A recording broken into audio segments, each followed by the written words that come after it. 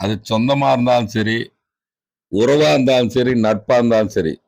நம்ம மேல செலுத்துற அன்பு பல பேரு பல கோணத்துல அத செலுத்துவாங்க நம்ம மேல. பார்த்திருப்பீங்க. ஒருத்தரு பலார்ன்னு ஒரு அறை அறைஞ்சுட்டு, "எப்படா வந்த ஊர்ல இருந்து? நல்லா இருக்கேன்." அந்த அடி இருக்குது பாருங்க, நம்மளுக்கு அப்படியே டென்ஷன் ஆயிரும். ஒண்ணும் பதிலே பேச முடியாது. பலார்ன்னு முதுகுல ஒரு அறை அறைவாங்க. திடீர்னு வந்து கில்லுவாங்க. காத கில்லுவாங்க, இடுப்ப கில்லுவாங்க. அப்படி எல்லாம் அன்ப செலுத்தி பரிமாறுவாங்க. அது அவங்களுடைய பிஹேவியர். ஆனா கேரட் பார்த்தீங்கன்னா, உள்ளத்துல ஒண்ணும் இருக்காது. அவங்களுடைய பிஹேவியர் அந்த மாரி தான். ஒண்ணும் பண்ண முடியாது. அப்படிதான் அவங்க அன்ப செலுத்துவாங்க. குழந்தைங்களெல்லாம் அடிச்சு, அடிச்சு, அடிச்சு கொஞ்சுவாங்க. கிள்ளி, கிள்ளி கொஞ்சுவாங்க. அடுத்தவங்க சிலர் வந்து அந்த குழந்தைங்களுக்கு ஏதாவது முட்டாய் போட்டு தொடாமயே கொஞ்சுவாங்க. தொடவே மாட்டாங்க. முட்டாய் வாங்கி குடுத்துட்டு, அஜிஜிஜோன்னு சொல்லிட்டு கொஞ்சிட்டு போயிடுவாங்க.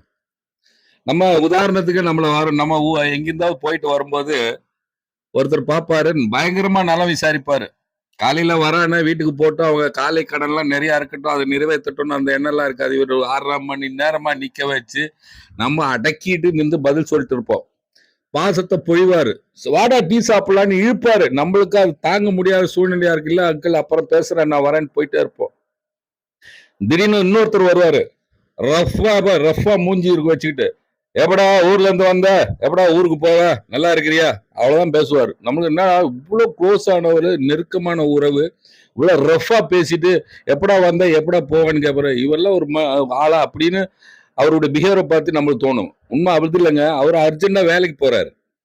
தேவை அவரும் புரிஞ்சவர். இவர் காலையில வர இவனுக்கு 1000 வேலை இருக்கும், 1000 தேவைகள்லாம் இருக்கும். அதை நிப்பாட்டி பேசி டைம் வேஸ்ட் பண்ணக்கூடாது. ஈவினிங் வந்து பார்த்துக்கலாம்னு சொல்லி ஈவினிங் வந்து இவனை பத்தி இவன் குடும்பத்தார்கிட்ட நல்லா விசாரிப்பாங்க.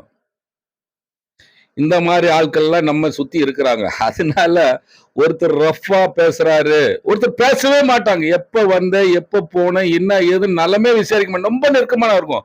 ஆனா நம்மளை பத்தி மறைமுகமா நம்மள விஷயங்கள்லாம் அவங்க தெரிஞ்சு வச்சுப்பாங்க. இப்படி செய்ய சொல்லாம, அவன் ஏன் இந்த மாதிரி பண்ணிட்டு இருக்கிறான்? அப்படி செய்ய சொல்லாம அவங்க மறைமுகமா அவங்க ஆளுங்கள்ட்ட சொல்லி இவரை பத்தி பேசுவாங்க.